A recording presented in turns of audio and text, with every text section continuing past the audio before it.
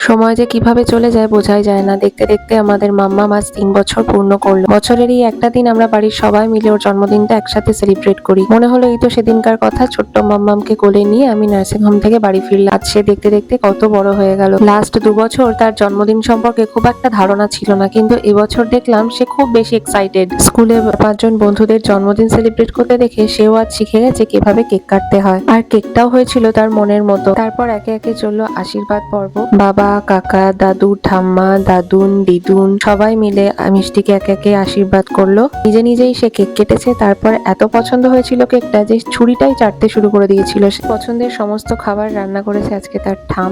আর আমাদের মেনুতে ছিল ফিশ ফ্রাই, সাদা ভাত, ভেজ ডাল, ঝুরি আলু ভাজা, তার সঙ্গে ছেঁচড়া আর এঁচোড় চিংড়ি, আর কাতলা মাছ ভাপা, ভেটকি মাছের পাতুরি। শেষ পাতে ছিল চাটনি, পাঁপড়, মিষ্টি। তো এই ছিল সেদিনকার আপডেট। তোমরা সবাই মিষ্টিকে আশীর্বাদ করো যেন ভালো থাকে, সুস্থ থাকে। টাটা।